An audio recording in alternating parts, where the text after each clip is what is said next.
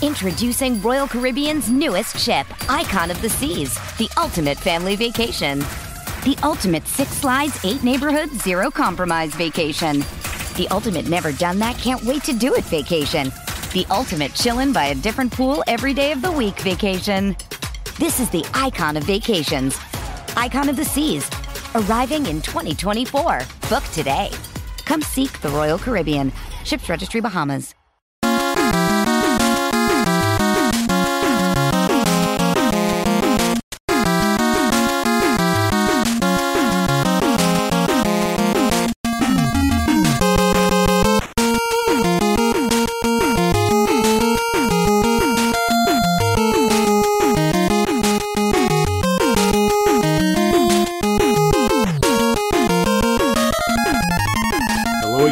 Fans, are you ready to brave the wild? With me, your host, Paladino Joey, or Joey Awajan. Brave the Wild is available on Apple Podcasts, Google Podcasts, PodMN, Spotify, iHeartRadio, TuneIn Radio, Audible, Stitcher, Double Twist. Thank you always and forever for downloading and listening to the show. The Minnesota Wild, for a minute there, looked like they were starting to drop off the face of the earth. At least for a minute. We were coming off a strong start and all that. We'd just lost to Nashville, 4-1. Then we beat Vancouver, and then getting crushed by Seattle, very disappointing. Of course, you had COVID kind of jumping in there and messing things up, but still, 4-1, very frustrating loss. Then we get just beat the crap out of by Colorado.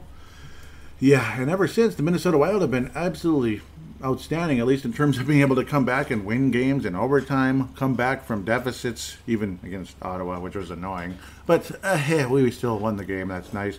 And we're able to get past Pittsburgh. I don't know how. That was awesome. New York Islanders. We actually beat the Islanders. Oof, man. We almost never beat them. And then beat Arizona 5-2.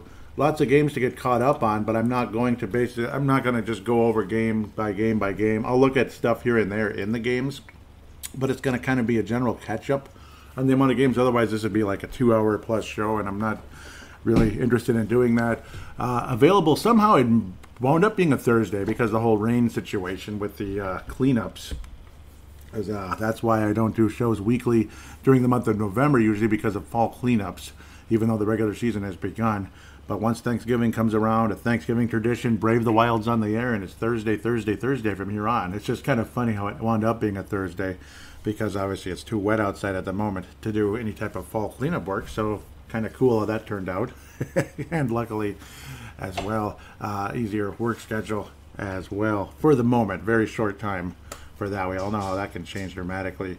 8 games since the last episode. Again, the Wild had started so strongly and then hit a few bumps along the way, making us all sad. Nice to see the Wild beat Vancouver on the 26th, 3-2 victory. It's games like this that make you feel, this team is different. They really are different. There's different leadership. And yes, it's been talked about over and over and over again how the leadership is different. And I'm going to keep talking about it until hell freezes over because we went through some major frustrations here in the Parise-Suter era. It's like, yes, it made us a playoff team, but, there was always a but. He'd lose in the first round, he'd lose in the second round. And it's just, something just wasn't right forever. And you can always harken back over and over and over again to what Bill Guerin said. Well, that's kind of the thing. Like, I've got to figure out what's the issue. Why have we been falling short? The teams are good. The guys play hard, but there's something rooted here that's not working. And it's not just trading players and changing the GM and things like that. It's something in the way that we operate every day. It's something in the culture, and we need to change it. Mm-hmm. And how can you disagree with that? And it looks like things have changed dramatically. There's a completely different vibe. Obviously, there were some crappy games along the way, but nice to see Matt Dumba. He's been playing differently. Sometimes it's just like at work. You think somebody, they have potential, but man, they've underachieved for years, like in the workplace. And then you make them a trainer, which is like an alternate captain, like a backup trainer, so to speak, where I work. I'd have a C on my chest. I wouldn't have an A in my position, but of course, still just like a factory worker. But I would have the C on my chest. I'm the lead trainer. But it's like when Matt Dumba got the A on his chest, he's just been better, just generally better, higher IQ. He still has gaffes. He has defensive gaffes. He's not perfect, but he's just taking the reins more than he did before. He's asserting himself better than he was in the past, and it's just been really, really impressive at the end of the day. Jonas Brodin could have easily gotten it as well, but it looks more and more and more like GM Bill Guerin, as people like to call him, GM BG, is probably going to find a way to keep Matt Dumba. So it's going to be extremely interesting as we head into the offseason with how things go, because, of course, we start taking the real hit now with the Suter Parisi buyouts. The real cap hit begins. It begins. The hauntings of Parisi and Suter are still there. Yes. Okay, yes, because Halloween has happened since the most recent episode back on October 24th. Apologize for that weird sense of humor, but been impressed with what Matt Dumba's accomplished. There's only one player that I've not been too pleased with thus far this season, and that would be who? That'd be Jordan Greenway at the end of the day. Of course, there's certain prospects that have had ups and downs, and then guys that were prospects for years, and I had so much fun keeping up with them in the little prospect segment on every single show. I talked about prospects all the way back to the beginning, but then I officially made like a little segment, kind of like a split segment of it. And I would talk about guys like Brandon Duhaime all the time. Not that I have this major knowledge of it, of Brandon Duhaime. I don't have every little nook and cranny of him in Providence and such. But I kept up with him. And it's like, it's just fun to see him come all the way to the National Hockey League. And now he's a 24-year-old, and he looks so good out there, man. He's not a top-line player. He's the kind of guy, though, he's skilled enough. He could find his way on the second line in spurts here and there. He could, depending on how well he's playing and such. He could be a middle six type of talent. I think everybody sees that. He's not a fourth line player. He's a second or third line winger. You get the idea. It's just been a lot of fun. A lot of fun keeping up with Brandon Duhaime all the way back into, again, Providence and such, when the Wild took him. All the way back in 2016. I would have been Chuck Fletcher took Brandon Duhaime. Thank you, Chuck Fletcher. He would find some nice players that would end up being good. It's just that the philosophy of the team was never in the right place in the past, where it just seemed like we're going to be good, we're going to be competitive, and that's it. We're going to be competitive here and there. We'll make the playoffs. And now it's just literally like you hear Bill Guerin, and he said, what are we all about? Spurgey? And then Spurgey started to talk, and then Bill Guerin said, F that. We're here to win, period. And that was pretty cool. And I'm getting that vibe, that it's F that, we're here to win. So I can't complain about that one bit. Not even a little. It's exciting. It's very exciting the way the Wild were able to get it done versus Vancouver. Seattle, I hated everything about going into Seattle. I thought it was going to be fun. I thought the Wild were going to win. I thought they would be competitive, kind of a fun game. Apparently, the goofball, but he's very popular. Brandon Tanev, everybody likes him. I'm trying to think who he'd be compared to with the Vegas Golden Knights a couple of years back when they got started. They were called the Misfits. That's what it was. And now that team's completely different. Now they have Jack Eichel and such. Can you believe it? They have Jack Eichel, and Alex Tuch has been traded from the Vegas Golden Knights. Isn't that the darndest thing? Alex Tuch, all that talk about Alex Tuch, and man, oh man, we really screwed ourselves. We gave him away to Vegas. Even Eric Hall had an awesome year at the beginning there. He was so good. And then he had the terrible knee injury. That sucks. And he's just been, barely in lineups ever since. Breaks my heart. But they had that cool misfit team. Now it's just totally different. Now you got Stone. You got Pacioretty, guys like that. And, of course, Jack Eichel, if he ever plays. No, he will. He's going to have to. $10 million a year and trading multiple prospects. And, of course, Alex Tuch to the Buffalo Sabres. It's going to be very interesting. Very, very interesting. I'm looking forward to playing Buffalo coming up. Hopefully not too long from now. Brandon Tanev, 6 goals, but that's it. That's all he has is goals. Good for him, though. God, it's a frustrating game. The Wild open things up. I mean, Ryan Hartman has been a revelation, to say the least. I mean, he has been unreal for the Minnesota Wild. Most underpaid player in the National Hockey League, maybe. He's certainly the most underpaid player on the Minnesota Wild at the moment. What a revelation he's been. What has he got, like 6 goals now? He has been awesome. He's been absolutely awesome. Doesn't have a ton of assists, but he puts the puck on net. Yeah, he's the Brandon Tanev of the Minnesota Wild right now. Let's just say I had it was a very minor disagreement with great friend Derek Felska at Crease and Assist. Fantastic writer for the Minnesota Wild, and his wife, Teresa Ferries, writes the previews on the Sports Daily, and Derek Felska writes the reviews of the games. And Derek also writes, stories during the course of the season as well that could come up and in the off season. Highly recommended. He talked about how, one in the Fantasy Hockey League, I know this is probably not important at all, I apologize, but just real quick, Fantasy Hockey League, somebody dropped Johnny Gaudreau for Brandon Tanev. And then Derek said, well, Brandon Tanev's off to a good start, and Gaudreau's not, he's not. Gaudreau's not off to a good start.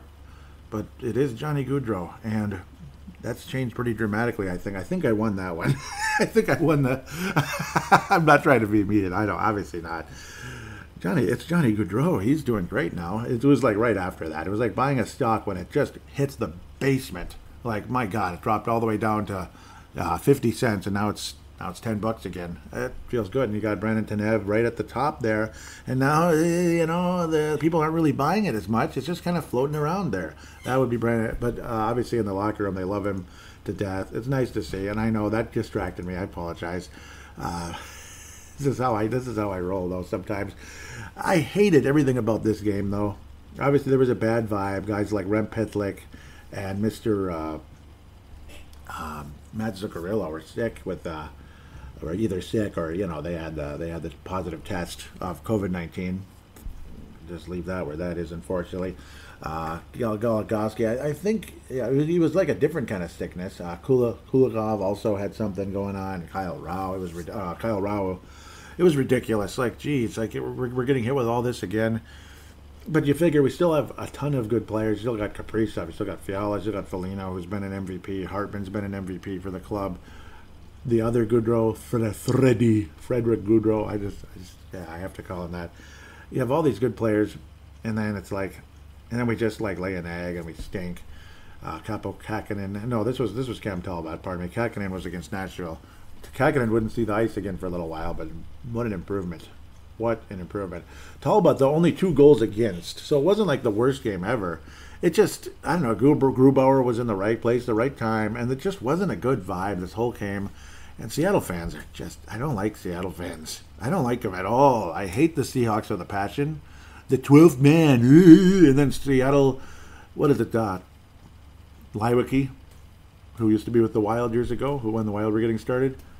Really, you're going to retire number 32? You know how many good goalies could wear number 32 for the Seattle Kraken that never will be able to? They're going to say, screw you, I'm not coming there, I can't wear my number. No, I'm kidding. I would hope they wouldn't do that. You're going to retire 32 because you just did, I guess. That's great for the fans and all that. And it's cute how the Wild retired number 1 for the fans years ago, Leiweke, and Seattle retired number 12. Seattle Seahawks retired number 12 for the 12th man on the field. Well, hopefully you have too many men on the field because I hate the Seahawks. I hope they get penalized till the cows come home. Vikings finally beat them for the first time since 2006. No, yeah. 2009 when they were really bad, pardon me, but on the road since 06. That's a different show called Purple Mafia there, pardon me, Purple Mafia. But this game sucked. It was terrible. It was frustrating. And the Seattle fans got on my nerves like you wouldn't believe. I was acting a little bit crazy. I hope I didn't offend anybody or like have people rolling their eyes like, what's wrong with him? He's weird. Yeah, I was weird. Ryan Hartman got the lone goal versus the Colorado Avalanche in a 4-1 game where it was just the whole game. You just felt nothing was going right. And Darcy Kemper was in the right place, right time. And the vibe just stunk like the Seattle game. And Colorado, who'd been struggling mightily, was just kind of toying with us most of the way. Wasn't a fun night at all. Jack Johnson, former LA King, winding up on the Colorado Avalanche, seeing leaves falling before my eyes here. Nice to have a window right in front of me here in the Golden Valley apartment during the fall day. This game was not a fun game at all. It was just the whole vibe, and this game, let's just say the Pittsburgh game reminded me of this one in a big way, and then things changed so dramatically. But obviously the vibe was a little negative at this stage. Guys were out. Jordan Greenway, not a big loss. No disrespect to him, but obviously lower body injury, missed a few games. Not many people were missing him too much other because he hadn't done really hardly anything. Not much energy, not much of a vibe, not much assertiveness, and it was frustrating. And you wrap up the month of October with a haunting loss. Isn't that cute how I did that? Isn't that cute? But yeah, the Wild ended up losing a couple in a row there. 3 out of 4 during that week. It was an awful week. Other than winning in Vancouver, which was kind of fun, it was an awful week. 5-2 loss to Nashville, who had been pretty cruddy. And watching Granlund and all them celebrate Granlund, as Doc Emmerich would say. And then the vibe would change like, wow, it changed in a good way. 4 wins in a row, that's right. We got it back-to-back now with Arizona and Vegas tonight. We'll preview that in the next segment. Ottawa Senators, the Wild start scoring early and often against a team that's just, they're kind of like the Arizona, kind of, not as bad, like the Arizona of the Eastern Conference. They're getting a little better. They have some good players. They have a goalie named Phil Gustafson, who the Wild, took advantage of a bit. Strutzel, who I released in order to sign was it Tarasenko? No, that's actually how I got Goudreau. But, the guy cut Tanev for... he cut Goudreau for Tanev. I couldn't believe it. Johnny, not Freddie. Johnny, yeah, Johnny. And then I cut Strutzel for Goudreau, and he had an assist, so I was in trouble there, but it wasn't too bad. Oh, Tyler Ennis. Tyler Ennis still floating around out there. Fourth line, tiny little fourth line winger who can score a little bit and had some skill before he had multiple concussions and all that depressing stuff. The Wild would take a nice, solid 3-1 lead and watch it evaporate. And I was just like, really, man, is this for real? 5 minutes. It took 5 minutes for this game to go from 3-1. 3-1 to 4-3 Ottawa. 4-3 Ottawa, and it's like you could just feel the vibe. Like, here we go again, back to the same old bull crap. It was a nice little start. We felt good, and now here we go again. Oh, come on, we're better than this. It's okay to have a couple bad games, but let's not let this continue. And then Marcus Foligno, midway through the second, ties it up, and it's kind of a back and forth, multiple scoring chances here and there, but we couldn't finish. Then it goes to OT, and then it's like, oh, great, overtime. We're probably going to lose. No, we're not going to lose. Wait a minute, Dak. We don't lose in overtime anymore because we don't have Eric Stahl, Zach Parise, Ryan Suter, Victor. Yeah, sometimes we have him out there, but we'll leave that alone. But, you didn't have those guys out there, like in the past 3 years because they're not on the team anymore. Do you see why Bill Guerin made the moves he made? I mean, not only was the vibe not good, but they weren't the right pieces to win games. God bless Zach Parise. He, had some good seasons. His best years were in New Jersey. Let's be honest with that. It just seemed like he wasn't quite as good here the whole time. He had some big moments. He had some big games. He had a few hat tricks. He had that Kirby Puckett-like multi-goal game against the Colorado Avalanche circa 2014. That was 7 years ago, by the way. 7.5 years ago. And Phil helped force the 7th game, which was cool. But guess what? That was just the first round of the postseason, and there wasn't a whole lot after that. And he wasn't that consistent. He was really good, was Parise, but he wasn't that consistent. And, of course, it was a different vibe. That wasn't as good. And overtime and shootouts, let's just leave that where that is. That's a whole different topic for a different day. It's kind of lame. Thank God they didn't bring that into the postseason. Can you imagine if they did? What a disaster that would be. Eric Christensen wins it for the LA Kings. They win the Stanley Cup. Oh, my God. Oh, a guy that absolutely never plays just won the Stanley Cup for the LA Kings with a lucky bounce. Could you imagine? I mean, and that could happen, but yeah, come on. That's bullcrap in a shootout. That would be depressing. It happens in Blades of Steel, but not in real life. You go to OT, and then you get to see lines that have been, people have been only dreaming about, and you got to see a combination. We'd been seeing it. Sometimes Mr. Dean Evison would put them together, and sometimes he'd break them up again. But Kevin Fiala and Kaprizov together, you finally got to see it. 2 guys that have been slumping, 2 guys that have been frustrated, 2 guys, especially in Fiala's case, that had so many good chances. It seemed like he was getting snake bit with good saves and bad bounces and such. Kirill Kaprizov, who seemed to, it seems like he's not been super healthy since a few games earlier, where he may have injured his ankle, quite possibly, or something, some kind of lower body deal. Skating wasn't all there. Then you saw them on the breakaway, 2-on-1 situation with Fiala and Kaprizov. Fiala, was he going to shoot? Was he going to pass? Beautiful little saucer pass over to Kaprizov for the finish, and it's like, oh my God, how cool is that? Yes, it's just Ottawa with Kaprizov. What a nice way to score your first goal. What a nice way to end the drought. Pretty cool. Probably see a little bit of that on the Twitter account, the Twitter at Brave the Wild. Of course, we moved to the Pittsburgh game, a 5-4 victory where the Wild were getting beat pretty good. It felt like this whole game kind of felt like, yeah, it's just going to be a loss. Like Pittsburgh's better, even though they're missing players. And they're scoring goal after goal after goal. And Talbot seems like he's getting tired, and he's not as sharp as he was earlier in the season at the beginning. And it's like, okay, we need to get Kakkonen in there. It's getting ridiculous. And then you figure Tristan Jarry's beatable, so let's friggin' beat him. Jarry's beatable, so let's beat him. And then somebody called Kasperi Kapanen, and yes, I know who he is, but it's Kasperi Kapanen. Is he that good? A hat trick in the game. That was right, a hat trick in the game, which put Pittsburgh up 4-2. He's okay, and he was a first-round pick in 2014. That's what it was. His career high, though, is 44 points, 20 goals. Ugh, a hat trick. Yeah, he's just one of those nice little players who can play in the bottom six and can score a little bit, and maybe can play a little bit on the second line. He's one of those kind of guys. Not somebody you want to be getting a hat trick against, which is extremely frustrating. Joel Eriksson Ek had a hat trick earlier in the year, finally got his fourth goal to make it 3-2, which felt great, and then Kapanen made it 4-2 Pittsburgh, and it just felt, we're going to freaking lose. Yeah, this is dumb. Pittsburgh's been better the whole game. They've been a step ahead of us, and then Spurgeon and Hartman score only 3 minutes apart, especially Hartman with 3 seconds remaining. What an amazing play. I was stunned. I mean, we're going to lose, and then you have the extra man. Pittsburgh will probably score in the empty net, and they had opportunities, but thank God it didn't happen. And then Beckman timing things just right, fighting for that puck. Was able to feed Dumba, who was able to get it to Hartman. Unbelievable. And the Wild ended up tying the game with only 3 seconds left, and what happens? The Wild end up winning again in OT, and my goodness, in the shootout in this case, pardon me. Wild end up winning. It looked like we were going to lose in the shootout as well, and then Fiala with a nifty goal. Kaprizov, of course, saved the day at the beginning. The Wild were going to lose if Kaprizov didn't score.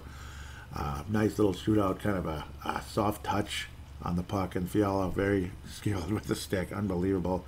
And then Bukestad finished it off, made us feel like $1 million. We actually beat Pittsburgh. Yes, it sucks going to the shootout, but at least we won the game. And my God, you don't like the shootout. You figure it's kind of cheap in a way, but no, we just beat Pittsburgh on the road, where we hardly ever win there. And my God, that felt good. Then you get the Islanders, and you get the tribute for Parise, and all the respect to him and all that. But at the same time, I don't feel all that excited about Zach Parise. No offense. Obviously the vibe, I haven't recovered, let's just say. I haven't recovered from the negative vibe of the whole thing, especially the last few years. So it's like, all respect to you, now go away, that kind of thing. God bless you and everything. I don't want to be a jerk about it. I'm really sorry to be. And I'm sorry if Wild fans are offended by what I'm saying, and I don't think you should be. Maybe he'll win a Stanley Cup, maybe not, but the Wild outmatched this team most of the way. The Wild were out shooting them. As the show started, or the game started, I was still finishing up the Purple Mafia podcast from last week, and it was just, I could tell the Wild were outplaying New York pretty much from the get-go, and it felt really nice.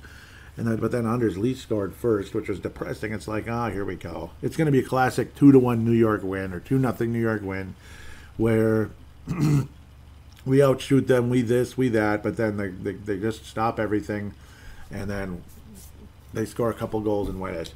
Anders Lee ended up putting them up 2-1. He ended up getting multiple goals in the game. It looked like Brendan DeHame had scored his second goal. It wound up going to Bukestad, which tied it up midway, literally at the midpoint of the game, 10 minutes into the second period. Bukestad knocked it out of the air at the last second. Nice little turnaround move by Brendan DeHame. He has been so valuable for Minnesota, helping getting shots on net, helping set up scoring chances, but also, again, just being a little bit of everywhere throughout things. I didn't even mention the cross-check and such, but this segment's going to go on forever. The cross-check that he did, and then the fight that started with, obviously, Nathan McKinnon came up to fight with Brendan DeHame. Brendan DeHame got ejected from the game. Luckily, not suspended or anything, but he did get the game misconduct. And McKinnon didn't even get a 5-minute fight or anything penalty, and people were a bit stunned by that. In fact, everybody was stunned by that, including Dean Evison. Like, what's that all about?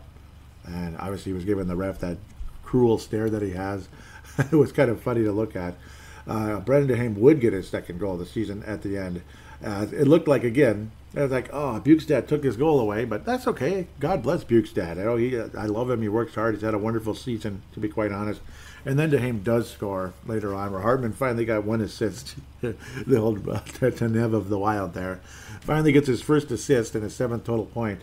And Brendan DeHame with his second goal of the season. And that one actually was like a real goal. Obviously, again, picking up your stick and the puck going in. That's nice. It's cool. And, hey, if you're going to score somehow, some way, that's fine. But then this one is actually more of a regular goal where he's able to finish very close to the net. A greasy Parisi type goal in honor of Zach Parisi, I guess. And the Wild would add a couple of empty netters. Jonas Brodin launching it from way out. Dumba launching it from way, way, way out. Basically, both of them from the length of the ice practically were able to finish. Beautiful accuracy. No cute little pass. Just finished the damn game off. And thankfully, no icing for either guy because they were perfectly accurate on their shots. A la Joe Sakic years ago. Oh, perfect shot. Sometimes they'd bury us in those close games. It was like, damn it, anyway. When the Wild would go with the empty net, which was disappointing to say the least. But Brendan DeHame just continues to be wonderful out of Parkland, Florida. Again, 5 points on the season. And we appreciate everything he brings. It's too bad he got the game misconduct, but that's how it goes. He is second on the team in PIMS, or I'll call it penalty minutes. I don't know. I'm not millennial enough. I'm a Gen X, damn it. So I'm not lit enough for you guys. I'm a Gen X and proud of it. Foligno still leads the team in penalty minutes because of his fights. So many fights. DeHame had that big game misconduct, the 17-minute dilly, but hasn't had too much other than that. So at least he's staying out of the bleeping box in terms of like dumb penalties and such.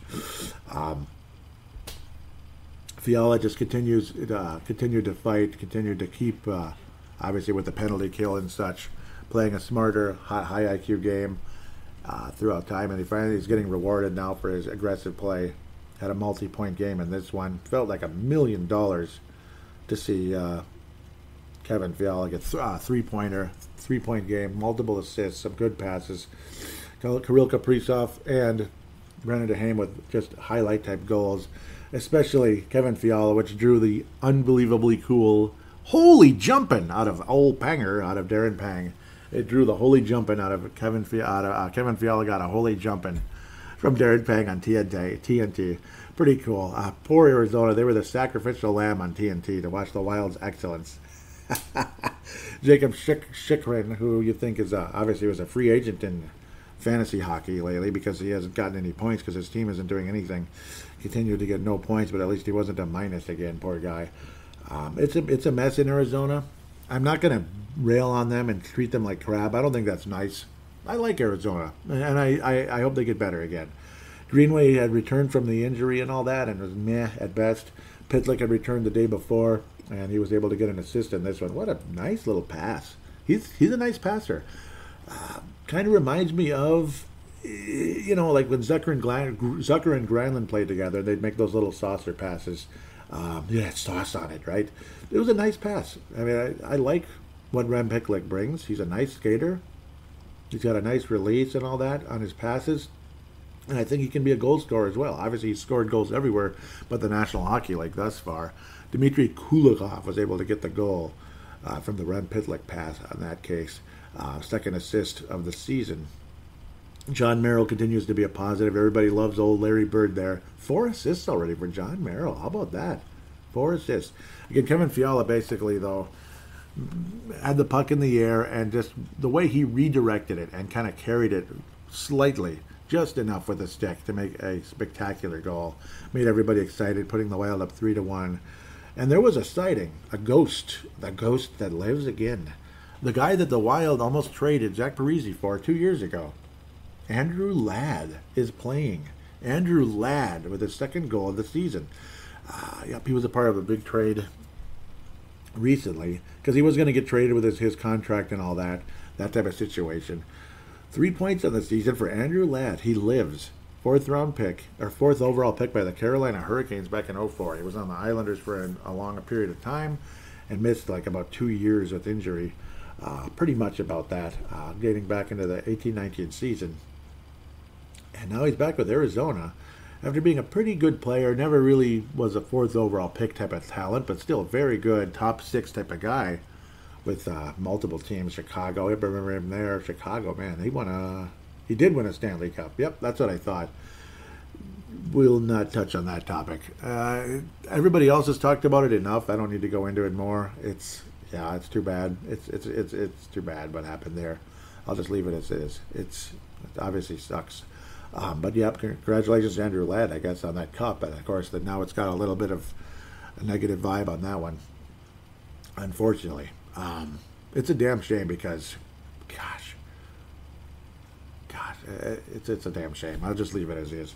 But it is kind of cool to see Andrew Ladd playing again, I guess. Good for him. He's continuing to play again. It's hard to believe, but God bless him. And the Wild ended up winning 5-2 in Arizona. Shane Gostisbehere was able to get his second goal of the season. He's been something. He's been something for Arizona at the very least. You got to see the Kirill Kaprizov stick his tongue out on the bench after scoring his power play goal. That made us feel a little bit better. Zuccarello's back in the mix, and Kevin Fiala. Pretty cool group there on the power play. Zuccarello, Fiala, and Kaprizov all on the power play. Pretty damn cool seeing those guys together. All playmakers, all guys that can do a little bit of everything. The only one that doesn't shoot is Zuccarello. Of course, Kaprizov for a while wasn't either, and people were like, just shoot the puck, man. Shoot it.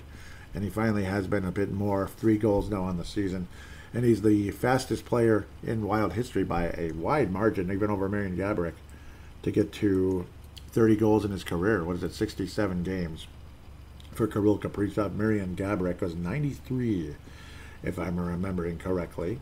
And Kirill Kaprizov, despite everyone saying how he's not been playing so hot, blah, blah, blah, still leading the team in scoring. And yes, 67 games, 30 goals, 31 assists, right even there overall, because last year he had a few less assists and goals as he started actually shooting the puck last year. 61 total points in 67 games thus far in his NHL career, and $9 million a year. People are a little frustrated about that part because of the amount of games, but well, he's here. He's a leading scorer, and blah blah blah. And hope he continues to get better. Kevin Fiala, again, it's so nice to see him get rewarded because he's put the puck. He's been aggressive. He's been putting the puck on net. He's had some chances. And he's been a good citizen in terms of being on the third line with the Goudreaus of the world.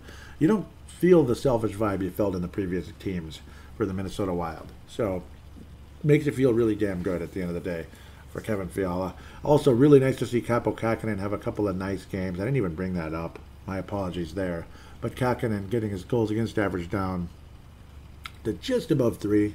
He's actually not even 0.2 goals against average lower than Talbot at the moment, because Talbot had a couple of not so great games. 2.85 for Cam Talbot. He will be in net tonight versus the Vegas Golden Knights. We'll talk about that in the next segment. But again, it felt really good to see Kaapo Kähkönen be a bit more steady. And again, Arizona, it is what it is. The Wild dominated the puck, so that's kind of how that goes. But yeah, I mean, it's nice to see Kaapo Kähkönen. He was in net versus the New York Islanders as well, and that's a pretty good team. The Wild stifled them pretty nicely, though, kept them to only 21 total shots, and that's the good part. But Kaapo Kähkönen made the saves he needed to, because New York could have easily won the game. Kaapo Kähkönen did not look awful like he did against the Nashville Predators early on, so it makes you feel a bit better for him. And now we feel a little more comfortable going forward with the 2 goalies rather than, oh boy, we have to make a trade. We got to make a trade. Got to get the next Devin Dubnyk to back up. Cam Talbot.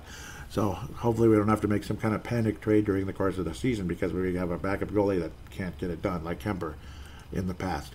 With that, I'll pass out the award. A bit long first segment because there was so much catching up to do, but we feel good about how things are going. Being able to win in OT, being able to win against teams that are pretty good like New York and Pittsburgh, and come back and beat them, and come back and beat teams that look like they're going to surprise you, like frickin' Ottawa going down 4-3 after being up 4-1. What the hell is that? That was not cool. 3-1, pardon me. 3-1. I'm crazy. 3-1, and it was upsetting. The Mike Modano Award for this episode, it could go to Ryan Hartman, it could go to Kevin Fiala. I'll go with Ryan Hartman. I wanted to go with Fiala, but Ryan Hartman's he's just been a bit of everything. And again, he's an underpaid player for what he is. He's a team guy.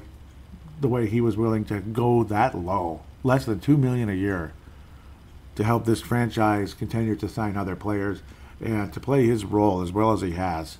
Everywhere you put him, he does a good job, and it's extremely exciting, extremely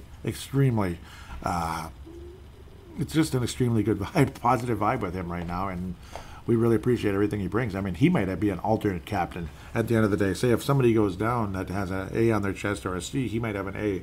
He might be the next guy. Him or Brodin, I got to think.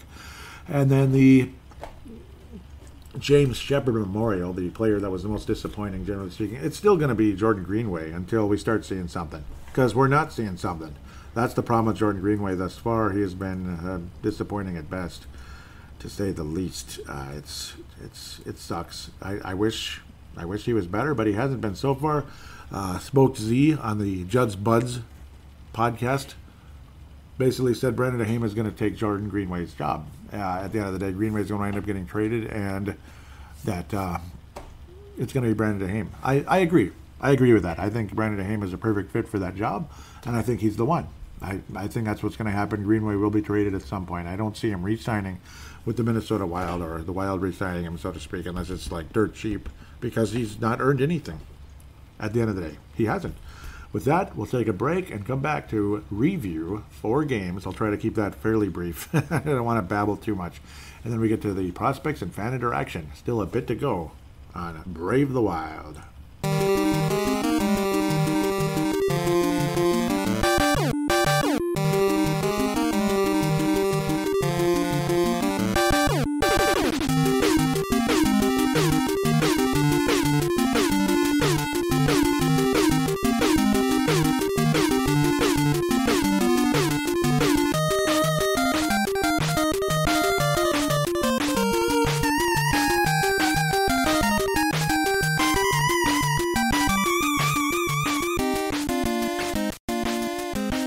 And we are back here on Brave the Wild. 4 games to preview, like I was saying. Vegas, Seattle, San Jose, Dallas. Let's just get to it immediately.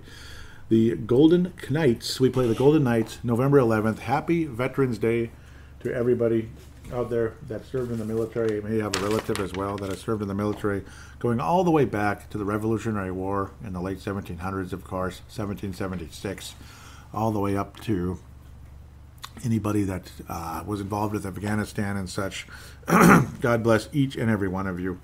We'll say the Revolutionary War, the Civil War, and I'm going to say both sides because, you know what, yeah, especially the Union Army, but I'm just saying both sides because they both lost their lives.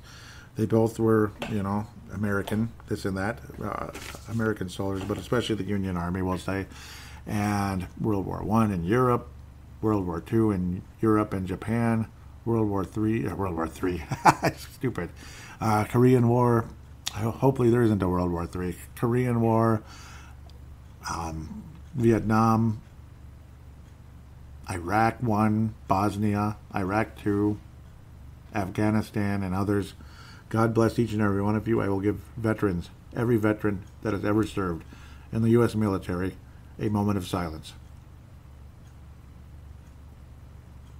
Thank you, and God bless America. Now I'll quickly do the Vig It application, so I just get this done right now.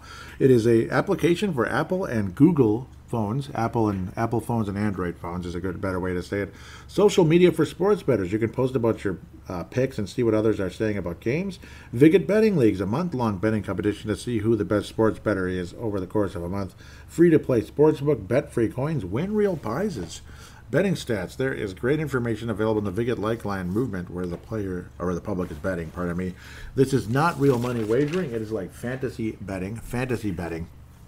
So there you go. Fantasy betting for you out there. Do join it. We can join in leagues for hockey, football, lots of fun. Obviously even basketball if you like that as well. Get into some betting leagues. And you don't lose a penny and you can win real prizes. So there you go. Vegas Golden Knights, I'll also do another thing in between the next one. I better do that. Vegas Golden Knights, finally, November 11th here. Vegas is 7-6 on the year. They're starting to pick it up a little bit after a pretty nasty start. Doesn't help, though, when, players are injured and now traded away, of course. Stone played only 2 games thus far. Did get 3 assists, obviously, great passer. Pacioretty, only 2 games. William Karlsson's been reduced to 8, and he's been pretty quiet. Obviously, he was the 43 goal scorer years ago. Alec Martinez up to a fairly slow start. Chandler Stevenson's leading the club in scoring with 13 points on the year, and Jonathan Marchessault, he's one of the misfits on the team that went all the way to the final, whatever you want to call it. Peter Angelo, Shea Theodore have their roles, this and that. But leading goal scorer has been Jonathan Marchessault, and 5 goals for Stevenson, but no Stone, no Pacioretty. Tuck has been traded away, and Tuck hadn't even played a game yet. So, gosh, it's like, what a mess. But Vegas is 3-2 in their last 5. They're picking it up a bit in the month of November after getting shut out by the Toronto Maple Leafs on November the 2nd. They beat Ottawa 5-1 on the 4th. These are all road games, by the way. Montreal, they took care of Montreal. Well, where was this last year? 5-2 win. Montreal sucks right now. And Vegas hasn't been, they're not a conference final team right now to me. And they lose to Detroit. I saw this the other night. What the heck? But it was on a back-to-back. And they beat Seattle. Vegas beat Seattle, a much better game 2 days ago. And then they play in Minnesota tonight. Tonight, the matchup, 3 matchups this year with Vegas. It's not going to be 8, it's going to be 3. So we play them tonight, of course, December the 12th and March 21st. 2 games in Vegas, 1 in Minnesota. We'll see what happens. So there will be a definitive winner of this series, one way or another, because of the odd number. Minnesota 6th in goals, 12th for Vegas, 23rd against for Minnesota, 26th. Robin Leonard not so good for Vegas. Something had to give. And it does look like Fleury's fallen off the face of the earth in Chicago thus far, but everybody has. Chicago sucks right now, and all of us had them in the playoffs. Looks like we're all idiots, huh? 7th in assists for Minnesota, 17th for Vegas. Power play, Minnesota's 13th compared to last year being like dead last for forever. 13th. And Vegas is 28th. Boy, they're struggling and everything. Minnesota, after the awful start with a penalty kill, historically bad start down in the 60s, the mid-60s. We're up to 77.3. We're ahead of Vegas, 22nd to 23rd. Penalty minutes, we are undisciplined a little bit. 27th place, that's in bad. The more penalty minutes, the worst. Vegas 9th. That's the one category they're actually ahead of Minnesota in. Shooting percentage, 15 to 23, 15th to 23rd. We're right dead in the middle. And shooting percentage, good for us. We're, of course, 4-1 in our last 5. Minnesota can and should be able to beat the Vegas Golden Knights. They are limited. The vibe isn't so great, even though they're playing a lot better, generally speaking. Laurent Brossoit, I believe he is a former Winnipeg Jet, hasn't been so hot. 3.5 goals against. Leonard's been a little better lately. Thanks for that, I guess. 2.72 goals against average. Save percentage is 90, but he must be giving up 1 billion shots. Or no, his team is. He's facing 1 billion shots, and that's why the goals against average is up. But the save percentage is high as well, so quite interesting. Minnesota, we'll have some chances against Leonard, so let's go out and get the job done. Minnesota's had wonderful success against Vegas, and we've had some wonderful back-and-forth games last year during the course of the season. I mean, it felt like a 7-game series the whole season. If we play Vegas, it's going to go 7, and it did. Unfortunately, Minnesota came out short. I think the Wild win tonight and go to 10-3. Cam Talbot will be in net. He did very well against Vegas the whole postseason. I expect Joel Eriksson Ek to be the most likely guy to score. He played fantastic against Vegas last year, and I don't think that's going to change. I think Joel Eriksson Ek scores tonight, the most likely guy, and Minnesota comes out with a 4-3 victory over the Vegas Golden Knights. Maybe it goes to OT or to the shootout, but I think the Wild win this thing in close fashion over the Golden Knights. Now, Seattle Kraken again. Let's play a little better than this time, huh? I think we have a little bit more of a full staff.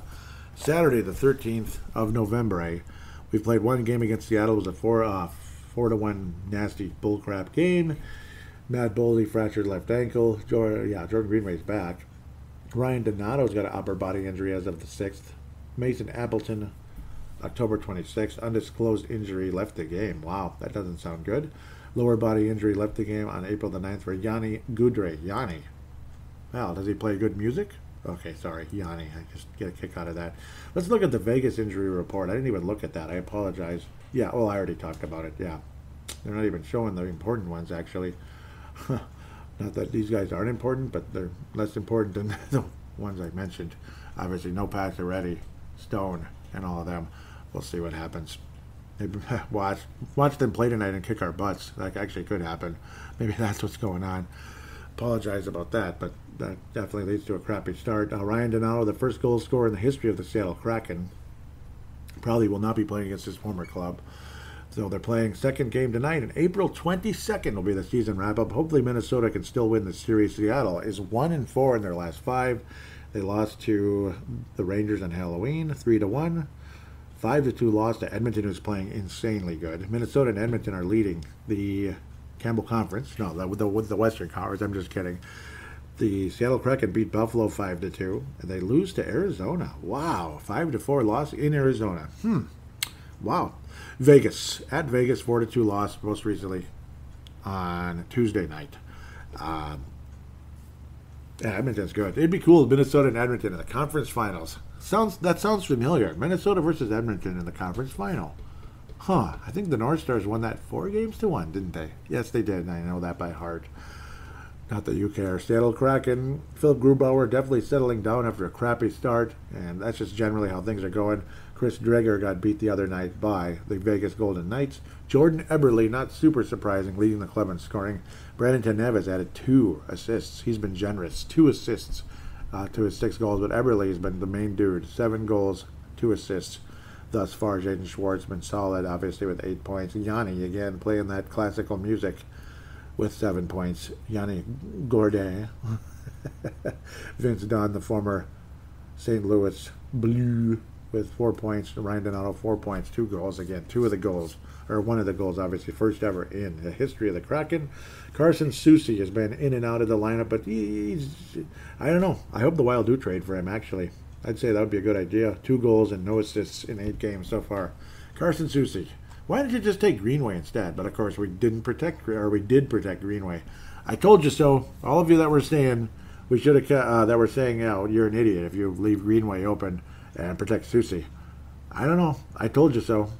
Okay, maybe I didn't told you so, though, if you can't even crack the lineup with Seattle. But they have a pretty good depth in defense. Definitely a defensive-minded team, despite the fact they're giving up points. It is what it is. It just kind of is. Seattle, let's get to the matchup a bit. Minnesota 6, Seattle 12 for goals. Goals against, 28th for Seattle. 20th in assists, Wild are 7th. Shooting percentage were both in the middle, basically. Penalty minutes were both really bad. Seattle's the worst in the league. Penalty kill were both, we're 22nd, they're 20th, so slightly better. Power play, they are the worst in the league at 9.5, and the Wild are 13th. Beat the Seattle Kraken, okay? We have to go to Climate Pledge Arena. That's great. Climate Pledge Arena. That's just great. We get to go there. How about... yeah. I'm sorry. I'm just looking at stuff. Just beat the Seattle Kraken this time. I got to think the Wild can get this done. I can't pick a win every day, and I'm certainly not going to. Some of these matchups aren't going to be perfect. The Wild should be able to go 3-1 this week, though. The Wild need to beat the Seattle Kraken, get back at these sons of guns, and shut these annoying, obnoxious fans up. I know you're happy to have hockey back, but don't be jerks. Come on. I know, obviously, a Pittsburgh Penguins fan was flipping off, I can't remember, Ryan Hartman, I believe it was, when the Wild tied it up. It's like, that's classy. Or was it Bukestad after the shootout win? I can't remember. One way or another. Seattle Kraken fans, yuck. But I think the Wild do get it done. 3-2 over Seattle. 3-2 would be a lower scoring game. I wouldn't mind seeing Kaapo Kähkönen in that again. Get him more and more between the pipes. Why overuse Cam Talbot? It's not going to help. It doesn't help. So what's the point, quite frankly? San Jose Sharks, the Shark Tank. The Shark Tank. They're way better. They're way, way, way better this year. 7-4-1, and I'm happy for Brent Burns. 16th Tuesday, so quite a few days off. Leading in Tino Meyer, who's got COVID protocol. Kevin LeBanc, COVID protocol. Maybe Tino will be back. Timo will be back by then. He's been great for the Sharks. And Radim Simic are out at the moment.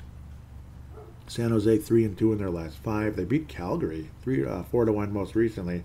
Lost to New Jersey on November the 6th. Lost to St. Louis on the 4th. Beat Buffalo 5-3 and beat Winnipeg on October the 30th.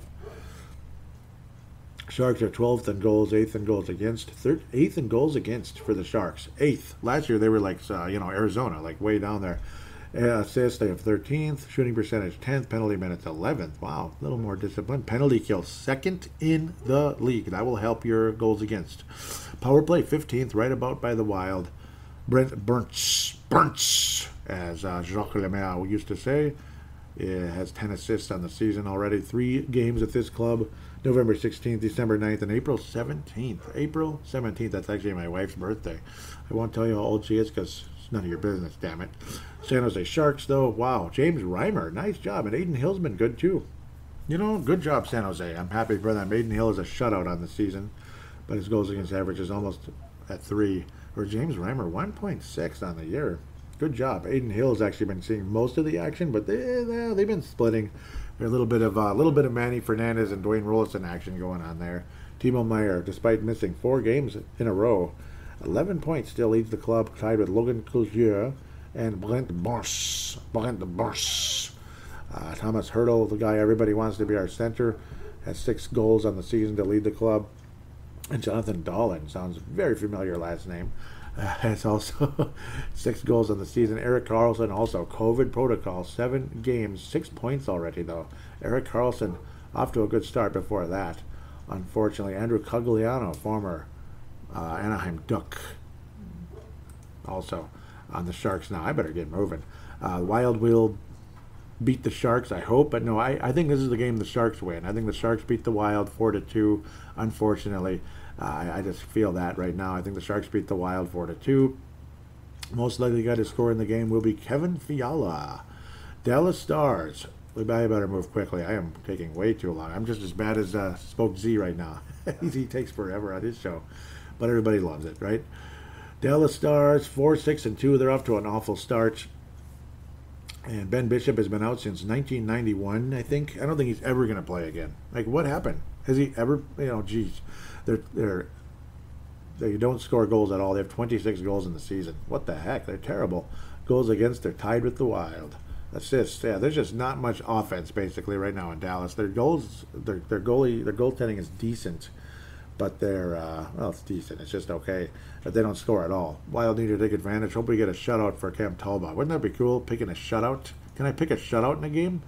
Braden Holtby, he's ancient as well, or older anyway. 2.5 goals against Hudobin, not doing good so far. 3.27 goals against average, save percentage 88%. Heskinen, a defenseman is leading the club in scoring. He's a hell of a player, but man, nobody else is doing really a whole lot of anything. Sagan's only 7 in 12 games. Ryan Suter. How does it feel, Ryan Suter, to be on a team that doesn't score? 6 points in 12 games. He's on pace for 41 points in the season, which sounds about like Ryan Suter, 40 to 50 points. So we'll get to have a nice, honorable tribute to Ryan Suter, and it should be. No, let's just leave that alone. The Dictator, Ryan Suter returns. The Dictator. Aktum. Okay, sorry. Yeah, he was a bit of a dictator, wasn't he? Minutes, locker room, this and that. I don't miss him too much. I really don't. They're third in the power play. So they kind of sound like the Wild than in Jacques Lemaire era. Didn't score a lot of goals, but they got power plays. They were good on special teams for the most part. I think we were like number 1 in penalty kill, and we're decent on the power play sometimes. The Wild should be able to beat the Stars. I'm expecting a 3-1 victory. Wild beat the Stars. Most likely guy to score, Matt Dumba. Matt Dumba will get at least his 3rd goal of the season. The Wild beat the Dallas Stars and go 3-1 in the season. I better get the heck moving now onto the prospect segment. And it's time to talk prospects a little bit. Obviously, guys, all over the place. Ivan Ladnia, you got to check up on him. Is he finally doing anything? Looks like nothing's going on yet. Hasn't reported or anything. Mason Shaw. Let's go to Iowa right away like I used to do traditionally. Mason Shaw has been insane. Nick Sweeney's been insane. Both leading the club in scoring. And it's this guy from Austria that was taken in the draft a year and a half, about a calendar year ago. Yeah, he's got 9 points in 7 games. He's okay. Yeah, it's Marco Rossi. Yeah, his passing skills have been insane. Guys have been blown away about that. Very exciting to see what Rossi's brought. Mason Shaw has been fantastic. Nick Sweeney was on an incredible hot streak. Still got more goals than got more points than games. 10 points in 9 games. Same with Mason Shaw. 2 guys that I hope see NHL action someday soon. Marco Rossi obviously will. He's a stud already. He's already over a point a game. I mean, really, really impressed with Marco Rossi missing 2 games early on. Joe Hicketts has been a nice revelation as well. Power play quarterback, been great. 8 points in 8 games, 3 of them goals. Joe Hicketts, former Detroit Red Wing and in their system, 25 years of age from Kamloops. Sounds very familiar.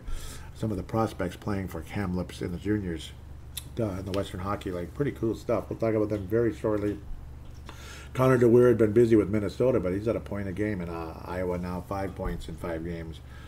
Wow, it's been nice. There's a lot of hope. It's just they're just not winning a whole lot, unfortunately. Beckman, again, with that nice, cool assist that helps get the Wild to tie the Pittsburgh Penguins back in Iowa, a point a game. Oh, no, he's not. He's not. 3 points in 5 games, but I'm sure that'll catch up. Dominic Turgeon is back. He's at 2 points now after scoring a goal in 1 game. Kalen Addison has actually looked better with Minnesota than he did with Iowa. But I kind of saved the Kalen Anderson conversation for here. So far, only 2 assists in Iowa. But it's good to see him continue to develop in Iowa rather than just being on the third line. But hey, even if he's on the third pairing, he's still getting ice time. He still can get points, but he won't get as many opportunities to be on the power play and such. Because that's what Kalen Addison is going to be. Everybody knows it. Everybody sees it. The mustache is gone for some reason. Well, maybe it'll come back at some point, but Kalen Addison, looking forward to what he will bring. Will Bidden's a nice, sneaky prospect as well. 4 points in 9 games. Not great numbers, but his overall game is there's something there, and people are excited about it.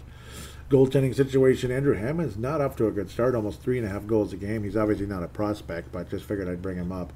Derek Baribeau, you never know. One of those free agents, maybe he emerges and becomes a nice backup NHL goalie. 2.61. He's been the better of the 2. Iowa's been winning more lately, but they haven't been that great. 5-3 on the season. They're not blowing me away yet, but at least certain players are having a fantastic run thus far. That's Iowa. Let's talk about Alexander Hovhanov. He's now on Iowa again after getting an assist in 2 games with the ECHL's Iowa Heartlanders. Interestingly, how a Heartlander becomes a buck, a deer, a male deer, I guess. I guess that's their mascot. But Hovhanov is in the AHL at the moment, but he did not play in the first game. He was a member of the Iowa Wild, so we're still waiting on Hovey to see what he can do in the AHL. I'm just happy he's in North America, and I hope that continues to head in the right direction, big time. We'll start to head into college and then wrap up with Europe, if humanly possible. Jack McBain, not because he definitely cooled down the past week. Only 1 game and no points, but had 14 points in 9 games. Off to a great start on the season. Jack McBain, senior now, and he's the leading scorer for Boston College. Where a few years back, that was like a pipe dream, imagining Jack McBain as a leading scorer. I still see him as a bottom 6 center, like 3rd-line center in the NHL, 4th-line center, but maybe a 3rd-line center. But showing some scoring ability on the top line for Boston College, very impressive. Thus far, Nikita Nesterenko is also a member of Boston College. 8 points on the season, 3 of them goals in the 10 games he's played thus far. 6'2" center has been playing left wing for Boston College. Obviously, not getting as many opportunities as, say, Jack McBain, but Boston College did not have a great weekend either at the end of the day. Marshall Warren, Boston College, off to a strong start, tapered off a little bit, but still has got that offensive ability. There's no question about that.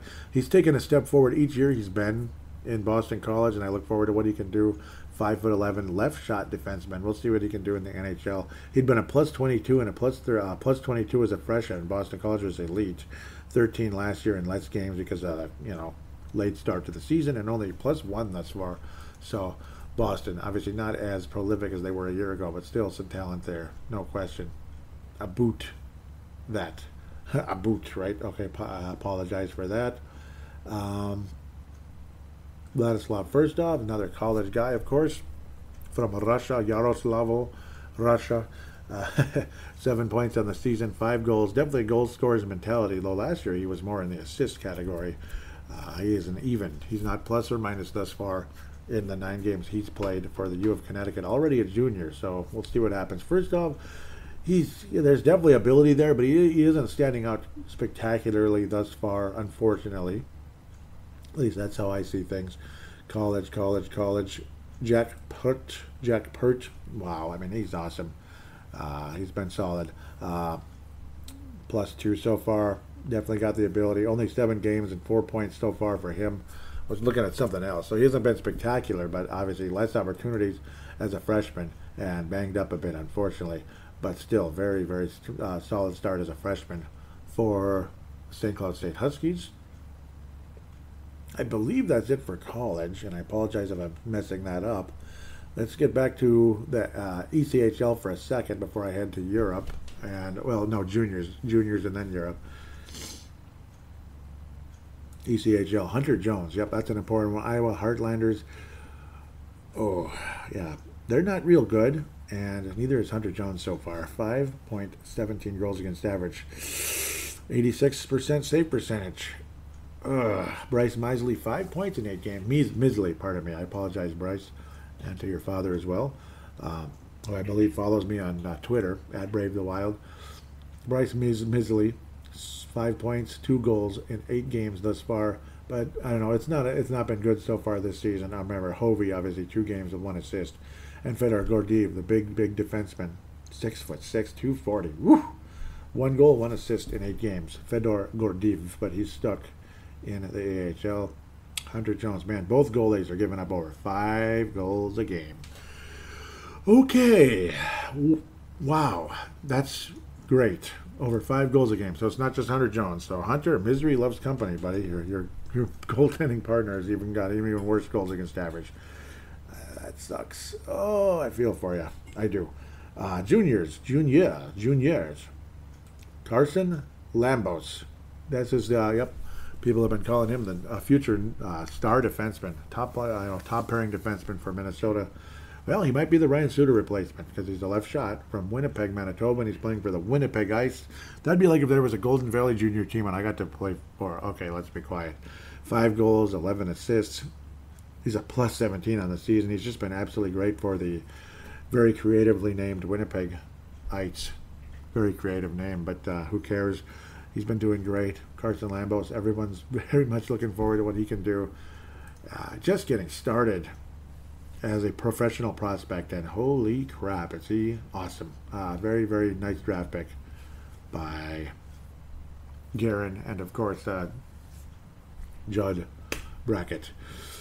Oh, boy. Let's go to Kamloops. Yes, sir, Kamloops. Oh, love him. WHL, Caden Bankier and Josh Pilar. I love both of these guys. Caden Bankier, already 16 points on the season. Again, a tough player. Very, very skilled. He's a big, good size as well. 16 points in 13 games, 7 goals already for him. Josh Pilar, 21 points in 13 games. Can I say it again? Josh Pilar, what an awesome week. I actually voted for him, kind of, but then I ended up giving it to Jesper Wallstead, who had 2 shutouts this week for the MNW Prospects Player of the Week, Prospect of the Week. Josh Pilar, just what a big week. He's been huge. 21 points already in only 13 games for the Kamloops Blazers, pardon me. Much cooler name than the Winnipeg Ice.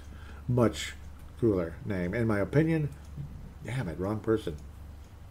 Kyle Mostas, who's also showing some grit so far for the Red Deer Rebels, also in the WHL. We love that WHL, don't we? But Judd Brackett, I believe didn't he work in Vancouver? So that would kind of make sense. 4 points in 18 games so far for Kyle Mostas. He was able to get a goal early on. And Nate Benoit, again, quiet. Very, very quiet. Stay-at-home type of guy. No points in 11 games. So I believe that's it for juniors. Nope, Damon Hunt for sure. Damon Hunt, again, also solid defenseman. Everybody loves his ability. He's a physical guy who can actually get stuff done.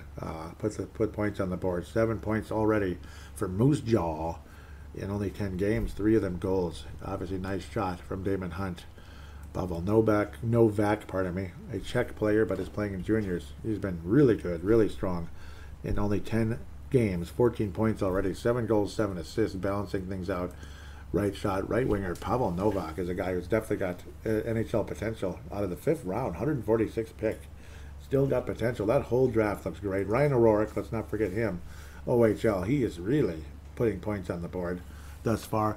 And most people don't think of him as an offensive player because he's so sound defensively. He's so smart, high IQ. And he was really solid in the AHL last year. AHL. Let's not forget what the AHL is. One step away from the National Hockey League, folks. One step. And he was a +2. Just put that in perspective. It's not like Iowa was like re-ruling the league last year. They were okay. They were good, but not great. Sioux Greyhounds, though, 11 points, 2 of them goals so far in the OHL. He's done a bit of everything. He's Mr. Everything for the Sioux Greyhounds as a top defenseman, future possibly captain of the Wild, maybe, one day, maybe. Let's go to Europe now, if humanly possible. Jesper Wallstedt, he is the top European prospect for Minnesota. A couple of shutouts this past week. 1.6 goals against average, 1.69. Save percentage, 92.4. He is 8-4 on the season. Jesper Wallstedt has obviously got a bright future, and we're looking forward to what he can do. Kuznetsov, one of the best skaters you'll ever see, and he's defensively sound, and he's got some offensive ability as well. Already 11 points, and this is the KHL at age 19. So put that into perspective. He's not 23 like Kirill Kaprizov, or 22 like Kaprizov was when you started really seeing the potential. He's 19. So who knows what type of bright future Kuznetsov may have going forward. And again, people that were kind of thinking, man, I hope we didn't screw up by giving up Luke Cunnin, but don't forget that draft pick we got for the Luke Cunnin trade.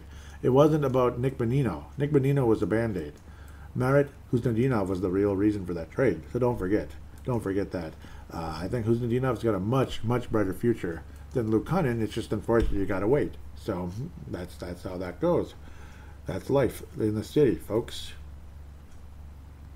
And I think I'm done looking around in those categories, at least for major prospects. Most of the other guys are in college. Oh, yeah, Matvei Guskov, again, kind of a gritty player, only 5 points so far. But it is in the professional KHL, 20 years old.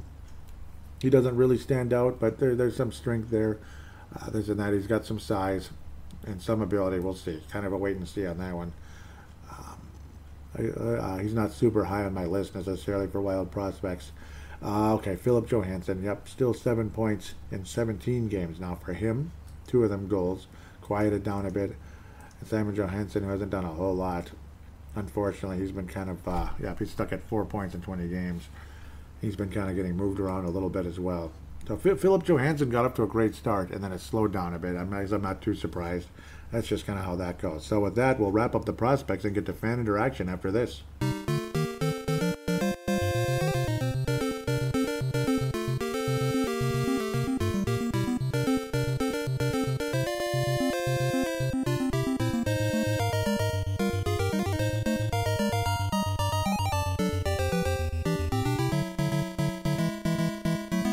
And we are back here on Brave the Wild. Segment number 3, final segment, fan interaction.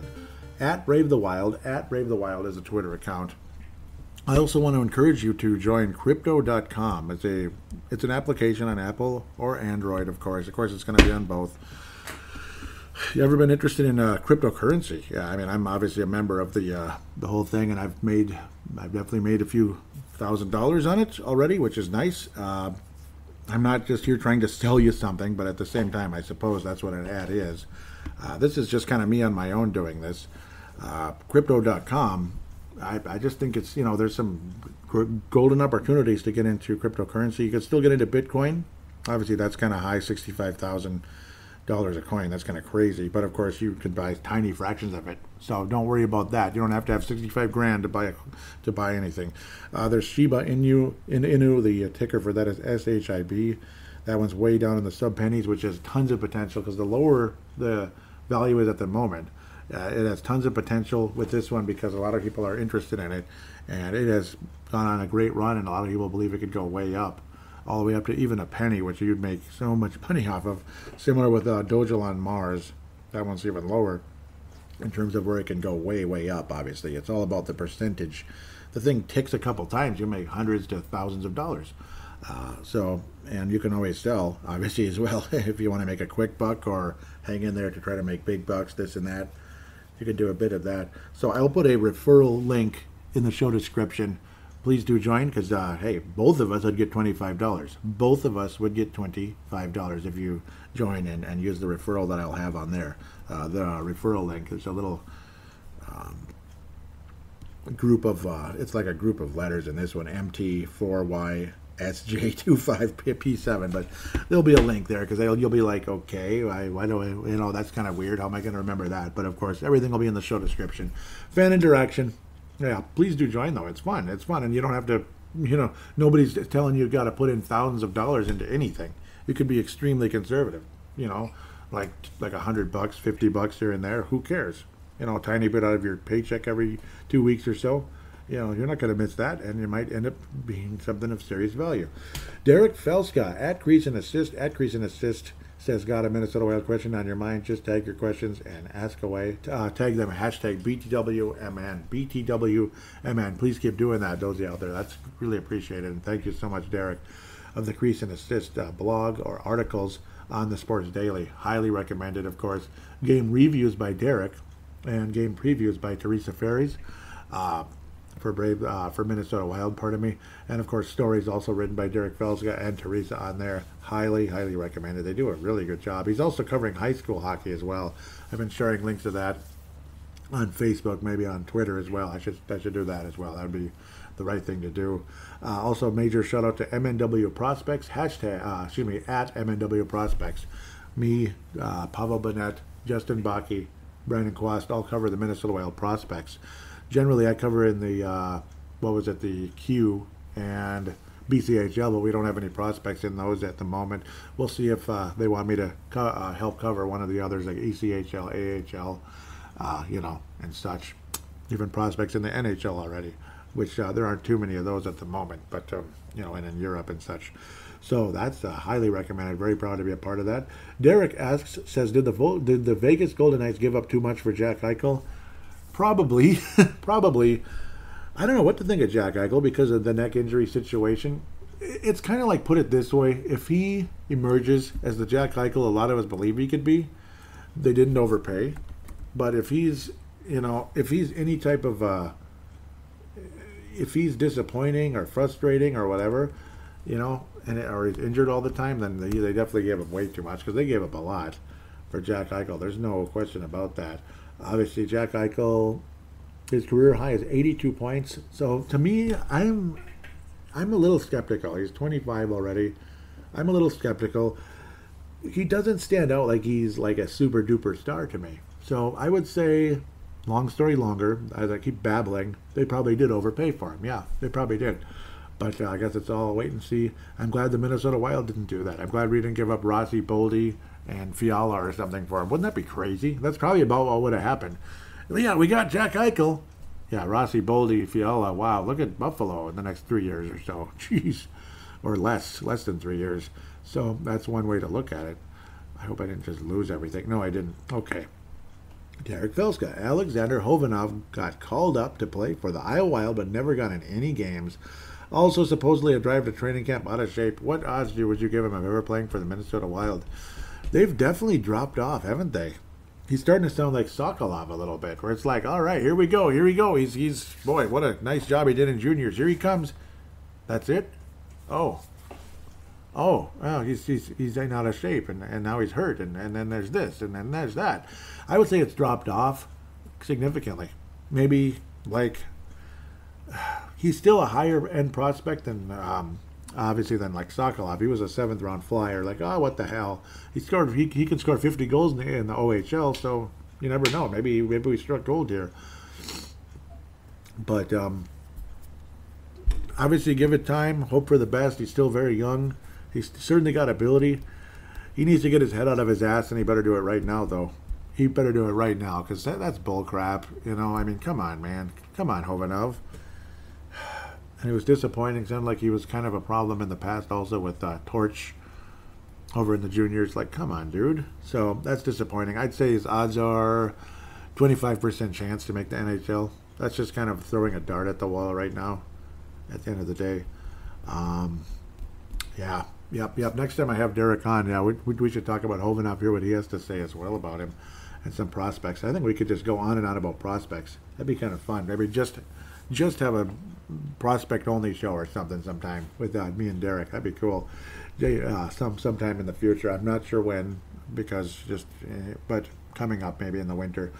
Jay Bushy says, like all the balanced. I like all the balanced scoring, but in order for the Minnesota Wild to be a contender, Kaprizov and Fiala need to start producing more consistently. Your thoughts? Well, they definitely do, because without them, we're going to have trouble scoring at times. I mean, luckily, there are other pieces. There is depth. We had Ryan Hartman.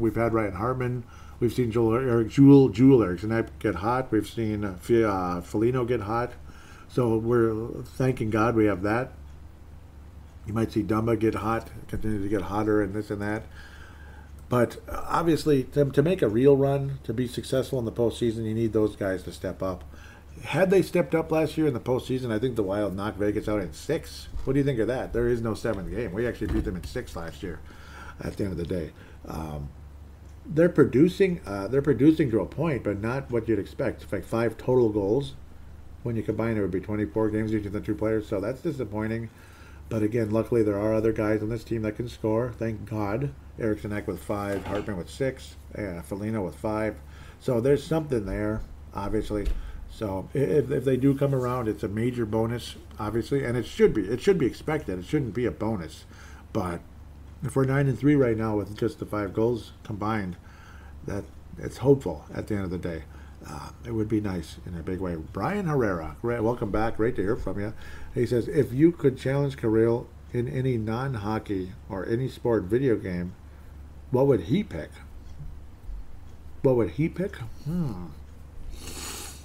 Any non-hockey or any sport video game. I'm imagining him picking... Oh, man. Let me think about this for about 3 seconds. Maybe I see him liking basketball a little bit. Some hockey players do, even though they're like, yeah, because it's like the other sport. It's the other side. Maybe he would be good at it, and it wouldn't surprise me all that much. Obviously, yeah, I don't know. I don't know if he'd play baseball. I can't see that. I think it would be basketball, actually. I can imagine him like shooting 3-pointers and stuff and dribbling and all that, dribbling all over the place, dribbling between his legs and behind his back. And obviously, it would be just a video game, so I'm an idiot for babbling about what sport he would actually play. But I think it would be basketball. I could imagine him playing like 2K, NBA 2K something with you at the end of the day. I could imagine that. Derek Felska says, what version of the Minnesota Wild jersey is the best one ever, in your opinion? Best Wild jersey ever. So it could be anything, right? I'd probably go with the ones we had last year with the North Star colors. I think those are number 1 all time. Number 2, I think they were the ones we played in, was it the Stadium Series against the Blackhawks? Those were great. Not everybody liked those, but I liked them. I thought they were awesome. Those are probably the 2 best versions ever of the Wild. But yeah, number 1 would be the North Star colors last year. If we're talking like regular jerseys that we wear all the time on a daily basis, I'm going to go with the current, believe it or not, current green ones. The current green ones, I think, are the best so far. My least favorite would be the red. At first, it was like, wow, that is really cool. Look how fancy that looks. That's really nice. And you got that old school look, and you got this, and you got the laces on top. And then it's like they started wearing them in every Mickey freaking game. And it's like the Wild aren't supposed to be red. They're supposed to be green. This is boring. Get rid of these. I'm sick of it. Especially how boring the team was for so long, too. Koivu in the red and this and that. And I got so sick of those red jerseys. So when they finally got rid of them, I was like, yes! Because it's like, why are we going from a green team to a red team? Like, this drives me nuts. On Yahoo Sports, they show us as red all the time. Like all the, like the border lines or whatever, the whatever the heck they call it, siding, the line, whatever. It's red. Why is it red? We're not red. We're green. We're forest green. It's probably because, I don't know if it would blend too much in with the photos, but we're red. We're not red. We're green, damn it. So I hate that. How the identity of the Wild got changed so much during that time. So that would be my least favorite. Number 1, all time, North Star colors.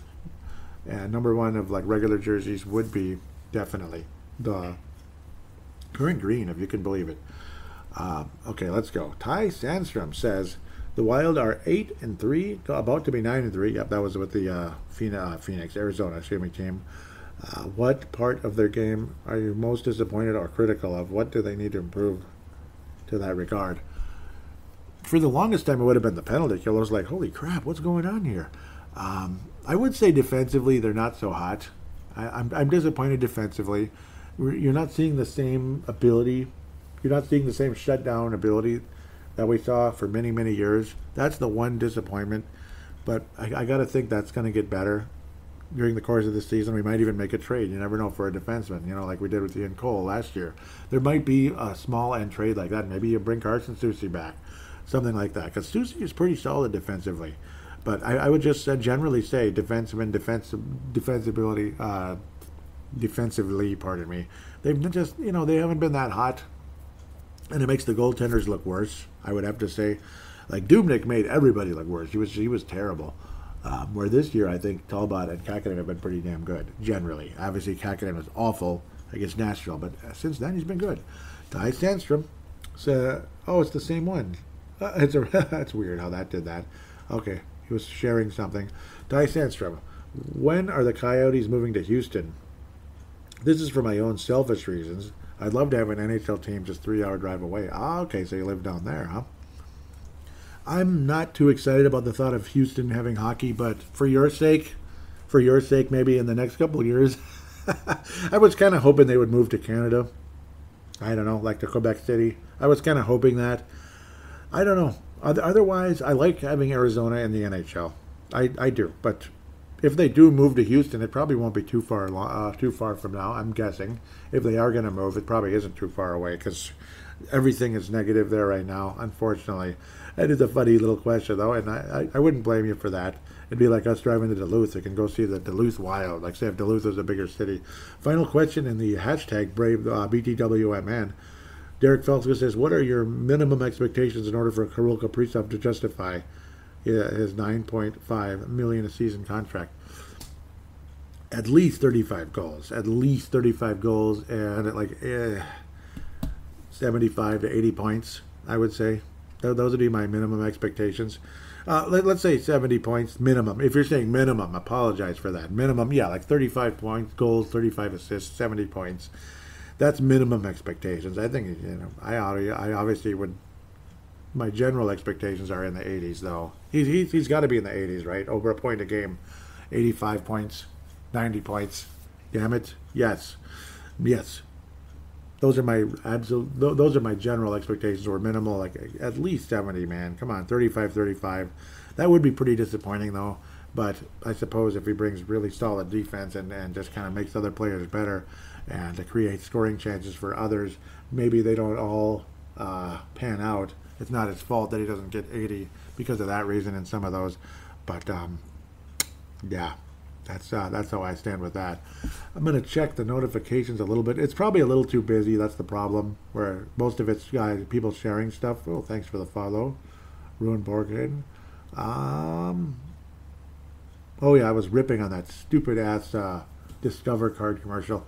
It's one thing if you advertise for Discover, but that same stupid one, that Mo Money or whatever, it's so annoying. Oh, my God, I hate it. I was ripping about that. I hate that commercial. I hope I'm not the only person. I hope I'm not some mean person. I think, yeah, because this gets a little bit too busy and I won't find what I'm looking for because of all the other people sharing stuff. It just kind of winds up in my feed. Thank you, Minnesota Wild Nation. Okay, here we go, black space. Someone should tell him that the whole game is overtime, LOL. That would be, I would say Talbot has been unbelievable in overtime. Yeah, because he had that, he wasn't so good during the game. That was a while back. Who was that against? November 7th. Who was that against? Let's see real quick. I think it was one of those, obviously it was one of those overtime games. This damn thing is freezing on me. That's real. Well, not freezing, but it didn't go where I wanted it to. That must have been Ottawa, yeah. He was making some damn good saves in overtime. Yep, I think that was Ottawa. The date, though, is confusing me. November 7th? Can't be. Okay, yeah, okay, Pittsburgh. That was Pittsburgh, yeah. He wasn't so good in Pittsburgh, was he? That's what it was. It was the Pittsburgh game. Yep, yeah, that is funny, and I agree with you, Sebastian. Sebastian Barton, that's black space. Okay, Tom Han was saying, now that he's got one. Kay Keller goes nuts, scored 7 tonight. It's a Wild win, Tommy. Wild wins 13-2. Yep. I wish. That'd be nice. Oop, that would be nice. Yeah. I think that's it, though. Most of it's just kind of back and forth with other people that share this and share that. So that's how it goes, and that's totally cool. All right. Thank you, everybody, for interacting with the show. I really appreciate that. I really do. Hope the Minnesota Wild continue in the right direction. 3-1 record is what I'm banking on, and I don't think that's a crazy expectation. With that said, again, if you'd like to get on the show with your voice, that would be really, really welcome. It'd be a welcome addition to the show. Simply use your smart device, open up any free voice recording application that every phone has. Just treat it as open it, press record, treat it like a phone call, hit stop, share it / email it to paladinolive@yahoo.com. Paladinolive@yahoo.com. I will then convert it into an MP3 file thanks to Zamzar.com. Appreciate what they do for that. I will put a link in the description with the, or not a link, I'll put the email in the show description. Also, please write a positive rating for Brave the Wild on Apple Podcasts, Audible, or Stitcher. If you could, it'd be greatly appreciated. Those of you that have, thank you and God bless you. I appreciate it so much. And anybody willing to do that in the future, thank you in advance so much. With that, have a wonderful couple weeks.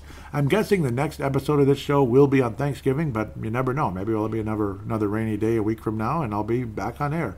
If not, I'll see you on Thanksgiving. Until then, happy Thanksgiving in advance, I suppose. God bless, and talk to you soon.